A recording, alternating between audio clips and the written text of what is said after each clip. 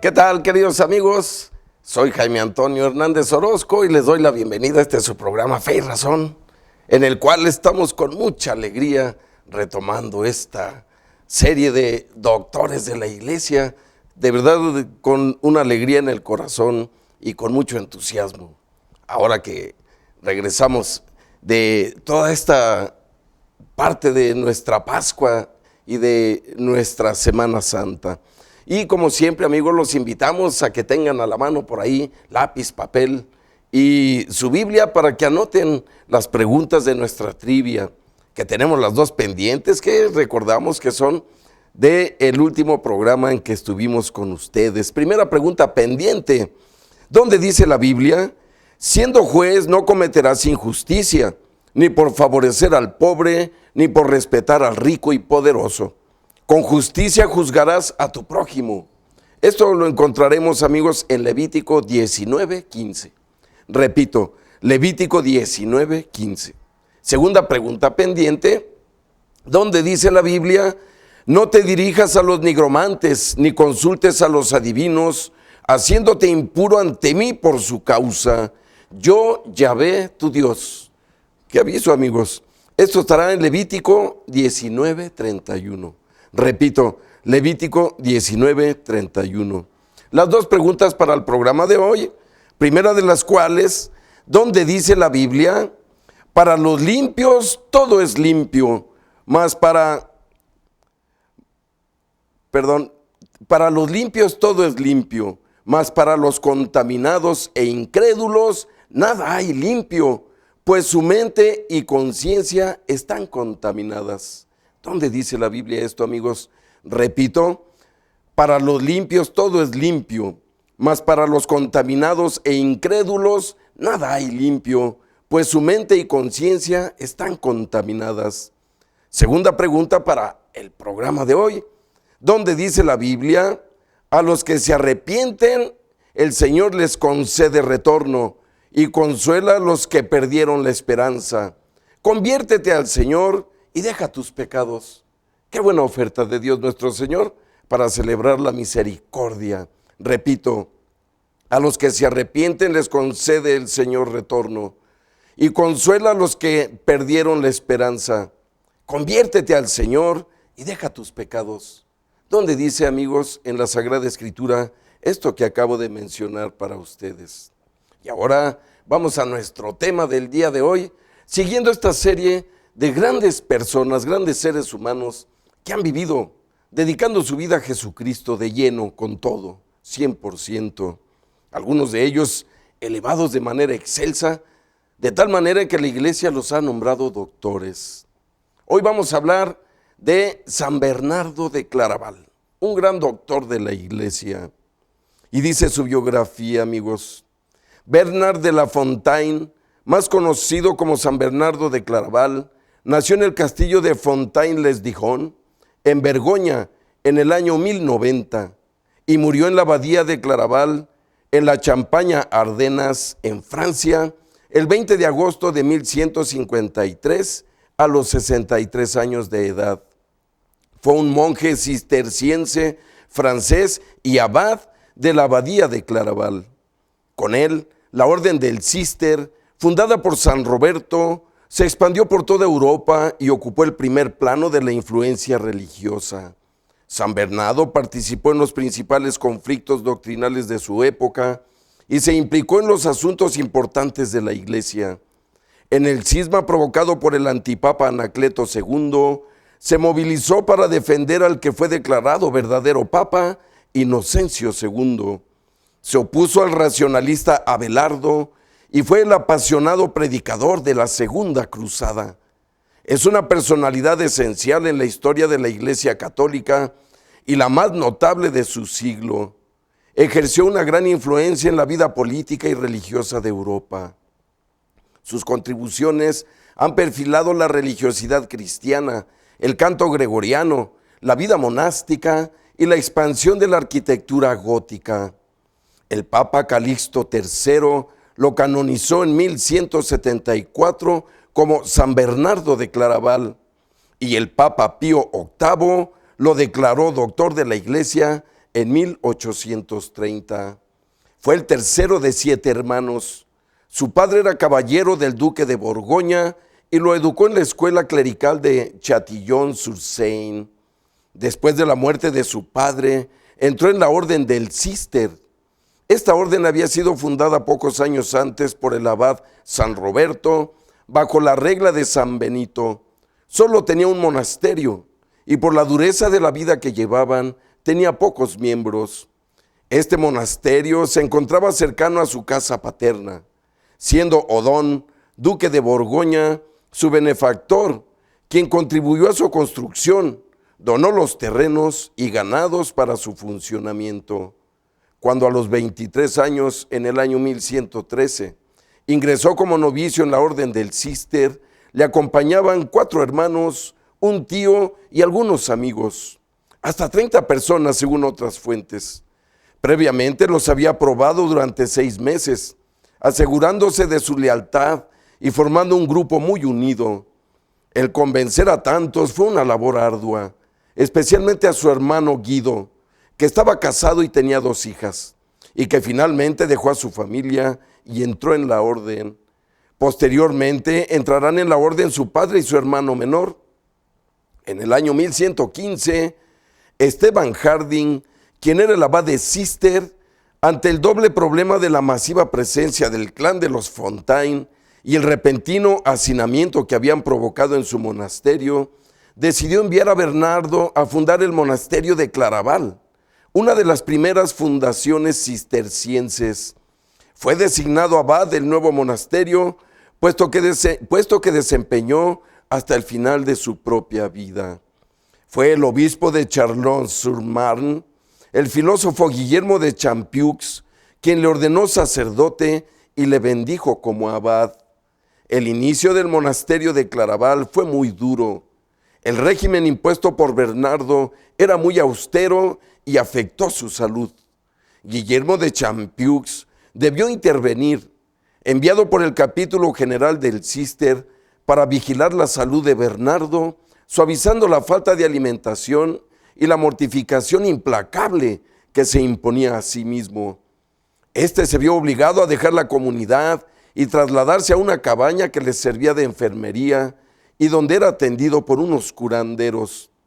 A pesar de todo, a lo largo de su vida, San Bernardo logró fundar 68 monasterios cistercienses, distribuidos por toda Europa. Los inicios fueron lentos. En los 10 primeros años, solo se establecieron 3 nuevas fundaciones: 3 Fontanas en 1118, Fontenay en 1119 y Foigny en 1121. A partir de 1130 se extienden las primeras abadías por Alemania, Inglaterra y España, en especial la de Moreruela en 1132. Espiritualmente fue un místico y se le considera uno de los fundadores de la mística medieval. Tuvo una gran influencia en el desarrollo de la devoción a la Virgen María. Bernardo fue un inspirador y organizador de las órdenes militares, creadas para acoger y defender a los peregrinos que se dirigían a Tierra Santa y para combatir el Islam. Así, tuvo gran influencia en la creación y expansión de la Orden del Temple, redactó sus estatutos e hizo reconocerla en el Concilio de Troyes en 1128. En 1130, cuando contaba 40 años de edad, el cisma del antipapa Anacleto II lo apartó de la vida monástica en clausura y comenzó una intensa actividad pública en defensa del Papa Inocencio II. Estuvo movilizado de 1130 a 1137, lo que hizo de Bernardo uno de los políticos más influyentes de su tiempo. Participó en las principales controversias religiosas de su época. Sostenía que el conocimiento de las ciencias profanas es de escaso valor comparado con el de las ciencias sagradas. Sus sentimientos frente a los dialécticos se revelaron en los enfrentamientos que mantuvo con Gilberto de la Porrée y Pedro Abelardo. La predicación de la iglesia medieval era esencial y Bernardo fue uno de sus grandes predicadores. Reclamado constantemente por la clerecía local, realizó numerosos viajes por el sur de Francia, Renania y otras regiones. También predicó las excelencias espirituales de la vida monástica y convenció a muchos para que ingresasen en la orden cisterciense. Se le conocía como doctor melifluo, que quiere decir boca de miel. Se desplazaba habitualmente a pie, acompañado de un monje que hacía de secretario y escribía su dictado durante los desplazamientos. En el año 1145, el Papa Eugenio III fue nombrado primer Papa cisterciense, y había sido discípulo del mismo San Bernardo. Había conocido con él en uno de sus viajes y le siguió desde Italia hasta Claraval. Allí pasó 10 años de vida monástica. En 1140, Bernardo lo había enviado a Italia como abad de Tres Fontanes, la fundación número 34 desde Claraval. La mayor y más trágica empresa de San Bernardo fue la Segunda Cruzada, cuya predicación fue por completo obra de San Bernardo. Allí apareció con toda su fuerza y con toda su debilidad su ideal religioso. Su fracaso afectó negativamente a su influencia y a su figura carismática excepcional, hasta entonces, tanto con el poder religioso como con el político. En 1153 enfermó del estómago, no retenía la comida y las piernas se le hinchaban. Quedó muy débil y finalmente murió el 20 de agosto. Fue canonizado el 18 de junio de 1174 por el Papa Alejandro III, siendo declarado doctor de la Iglesia por el Papa Pío VIII en 1830. Su fiesta litúrgica se celebra el 20 de agosto en el aniversario de su muerte, siendo el patrón de Gibraltar, de los trabajadores agrícolas y del Queen's College de Cambridge. Sus atributos iconográficos son la pluma, el libro, el perro, el dragón, la colmena y la figura de la Virgen María. Escribió grandes obras, en especial su intervención para la organización de la Orden del Temple. En el año de 1099, los cruzados recuperaron Jerusalén y los lugares santos de Palestina. Los peregrinos eran atacados y robados en los caminos. Algunos caballeros decidieron prolongar su voto y dedicar su vida a la defensa de los peregrinos. En 1127, Hugo de Payens solicitó al Papa Honorario II el reconocimiento de su organización. Recibieron el apoyo del abad Bernardo, quien era sobrino además de uno de los 9 caballeros fundadores y a la postre quinto gran maestre de la orden, André de Montbard. Así se reunió un concilio en Troyes para regular su organización. En el concilio solicitaron a Bernardo que redactase su regla, que fue sometida a debate y con algunas modificaciones fue aprobada. La regla del Temple fue pues una regla cisterciense. Miren amigos, hago un breve comentario aquí. La orden del Temple se refiere al temple y viene del francés, de la palabra temple, que se fue precisamente al español como templo y se refiere al templo de Jerusalén. Son los custodios del templo de Jerusalén, de ahí viene el nombre de la orden del Temple, que se había propuesto en las cruzadas arrojar a los musulmanes de las tierras santas, lo cual no ha sucedido, amigos, hasta el día de hoy. ¿Por qué? Porque con el Islam debemos tener una relación de respeto y de fraternidad. Sin embargo, continuamos aquí en este relato y dice: la regla del Temple fue pues una regla cisterciense, pues contiene grandes analogías con la misma. No podía ser de otra manera, ya que el abad era su inspirador. Era típica de las sociedades medievales con estructuras jerarquizadas, poderes totalitarios. Regula la elección de los que mandan y estructura las asambleas para asistirlos y, en su caso, controlarlos. Después de esta primera redacción, hubo una segunda, debida a Esteban de Chartres, patriarca de Jerusalén, denominada Regla Latina, y cuyo texto se ha mantenido hasta nuestros días. Fallecido el Papa Honorio II, se produjo una doble elección papal.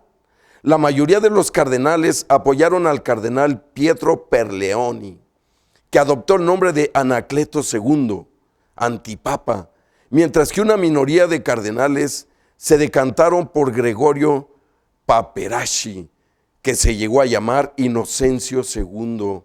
La aparición de dos papas provocó el cisma y enfrentó a media cristiandad que apoyaba a Anacleto II con la otra media que defendía a Inocencio II. Este último contaba con el apoyo de San Bernardo, quien recorrió Europa de 1130 a 1137, explicando sus puntos de vista a monarcas, nobles y prelados. Su intervención fue decisiva en el concilio de Estampes, convocado por el rey francés Luis VI. Asimismo, la influencia de Bernardo favoreció la confirmación de Inocencio II, consiguiendo los apoyos de Enrique I de Inglaterra, el emperador alemán Lotario II, Guillermo de Aquitania, los reyes de Aragón, de Castilla, Alfonso VII y las repúblicas de Génova y Pisa. Finalmente, Anacleto fue rechazado como papa y fue excomulgado. Pedro Abelardo era uno de los primeros escolásticos. Se había iniciado en la dialéctica y mantenía que se debían buscar los fundamentos de la fe con similitudes basadas en la razón humana. Así argumentaba: me dispuse a explicar los fundamentos de nuestra fe mediante similitudes basadas en la razón humana. Mis alumnos me piden razones humanas y filosóficas y me reclaman aquello que pudiese entender y no aquello sobre lo que no pudiesen discernir. Decían que no servía de nada pronunciar muchas palabras si no se hacía con inteligencia, que no se podía creer nada que previamente no se hubiese entendido, y que es ridículo que alguien predique nada que ni él ni sus alumnos no puedan abarcar con el intelecto. Esto decía el tal Pedro Abelardo. Él hablaba de que la razón está por encima de la fe, y esto no es real.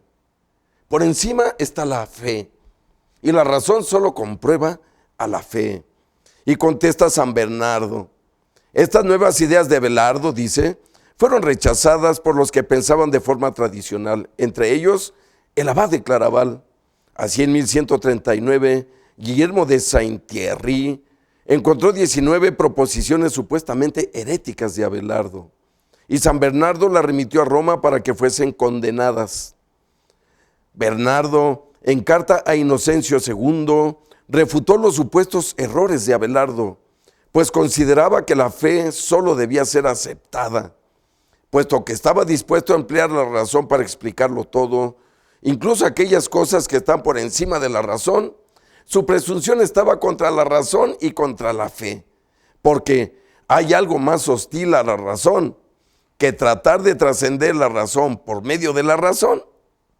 ¿Y qué hay más hostil a la fe que negarse a creer lo que no puede alcanzarse con la razón? Fíjense qué contestación de San Bernardo. La razón es un auxilio de la fe, como lo sabemos hasta el día de hoy. Sin embargo, hay quien le da más lugar a la razón que a la fe, y no debe ser así. Nosotros ante Cristo debemos sobre todo creer, amigos, que no nos pase lo de Santo Tomás el incrédulo. En Cristo hay que creer, y cuando creemos en Él, Él nos da los instrumentos y las herramientas para con la razón alcanzar sus revelaciones. Y esa era la discusión en este tiempo. Para Bernardo, la verdad que hay tras la creencia en Dios es un hecho directamente infundido por la divinidad y por lo tanto incuestionable. Contra la pretensión de los racionalistas de que la teología debía apoyarse en pruebas, afirmó en un argumento muy conocido, donde decía: a la verdad la conocemos, pero ¿cómo podemos pensar que la comprendemos? La disquisición no la comprende, pero sí la santidad. Si de algún modo es posible comprender lo incomprensible, pero si no pudiese ser comprendida, el apóstol no habría dicho, habla de San Pablo, cuando dijo Pablo: y fundados en la caridad, podrán comprender en unión de todos los santos, dice Claraval. Los santos, por tanto, comprenden. ¿Quieren saber cómo? Si son santos, comprenderán y sabrán. Si no lo creen, sean santos y lo sabrán por propia experiencia. Qué frase difícil de comprobar en nuestras vidas. Dice San Bernardo de Claraval: ¿quieres alcanzar con tu razón las preciosas revelaciones de Dios? Sé santo. Vive a Cristo y entonces conocerás a fondo esta verdadera revelación. En la Segunda Cruzada asumió el papel político más importante de su vida al convertirse en el predicador de la nueva Guerra Santa. El fracaso de la misma le supuso el declinar de su influencia política. 50 años antes, durante la Primera Cruzada, se estableció en Palestina un reino feudal gobernado por nobles franceses. En 1144, los ejércitos del Islam tomaron la ciudad cristiana de Edesa. Y en 1145, Luis VII de Francia propuso la cruzada y pidió a Bernardo que la predicase. Este respondió que solo el Papa le podía encargar esa predicación. El rey realizó la petición al Papa y fue entonces cuando el Papa Eugenio III, que había sido monje en Claraval y discípulo de Bernardo, pidió al santo que predicase la cruzada y las indulgencias que de ella se derivaban. El Bernardo que predicó la cruzada mostró una personalidad diferente a lo que había sido hasta entonces. Él entendía la vida interior como unión del alma humana con Dios e identificada la vida interior con la vida de toda la iglesia, de todo el cuerpo místico, siendo su concepción de la cruzada básicamente mística. Consideraba que la Iglesia Católica podía llamar a las armas a las naciones cristianas para salvaguardar el orden establecido por Dios. Parece que no tuvo necesidad de comprender al Islam. Según él, si Dios juzgaba necesario que los ejércitos defendieran su reino, si él mismo Papa le ordenaba predicar la cruzada, estaba claro para él que se trataba de una misión divina. Por tanto, transmitió a los cristianos que se trataba de una guerra santa, pues así la concebía San Bernardo.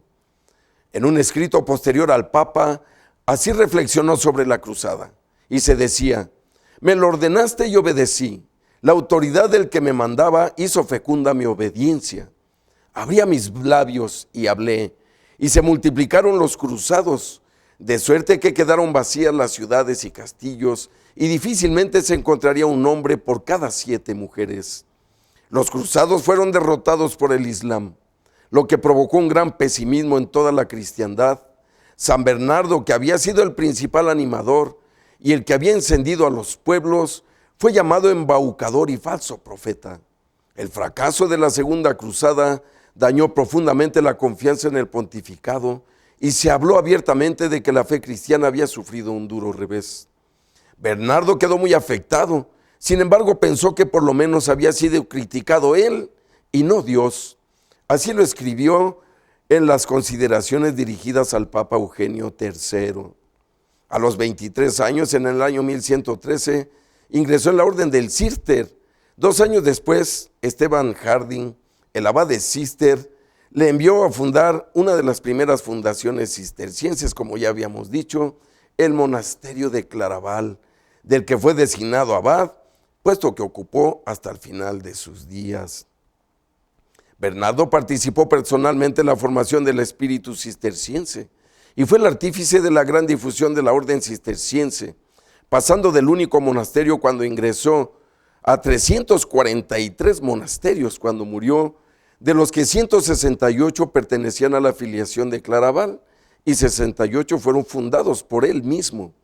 La enorme influencia que alcanzaron los cistercienses se debió a Bernardo, que trascendió ampliamente a la orden.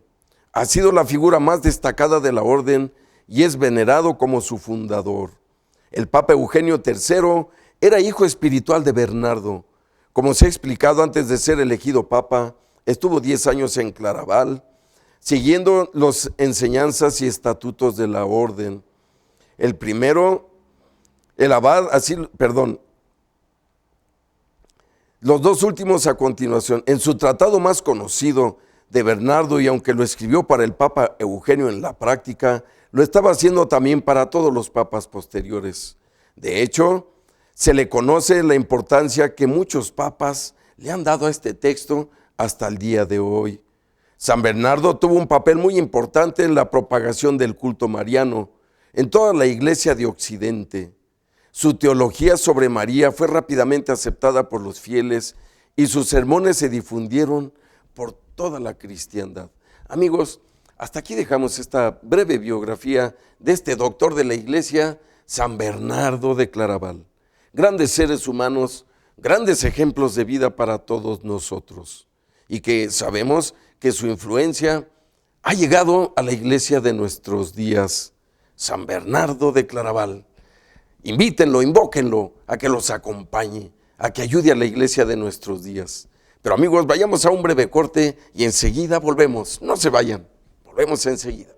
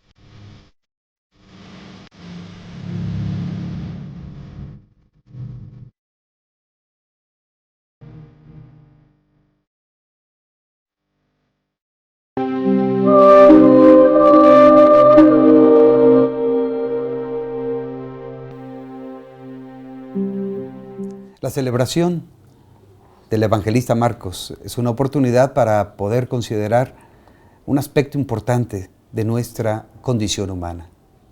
Juan Marcos, nacido en Jerusalén, vivía en una casa grande, según nos dice el libro de Hechos de los Apóstoles, el capítulo 12, verso 12. Tenía una sirvienta llamada Rode, hija de María y sobrino de Bernabé, un hombre de gran influencia en la primera comunidad cristiana. Aparece un dato simbólico en su Evangelio en el capítulo 14, versículo 51, cuando a Jesucristo es apresado. Se narra que un joven lo iba siguiendo, cubierto con tan solo una sábana. Lo detuvieron, pero él, soltando la sábana, se escapó desnudo. Seguramente dicen los expertos que sería el joven Marcos en su primer encuentro, por escrito, con Jesús, deserta. Después lo encontraremos como discípulo de Pablo, acompañando a Bernabé en la primera misión, pero también no aguantó las condiciones de la evangelización y desertó. Esto le ocasionó una gran bronca con Pablo y las comunidades paulinas. Sin embargo, es importante entender que al paso del tiempo se van componiendo las situaciones y que fue capaz de recomponer su proceso, convirtiéndose después en discípulo de Pedro, hijo de Pedro, seguramente Pedro lo bautizó, y así haber realizado una de las obras más maravillosas que tenemos sobre la vida de Jesús, su Evangelio.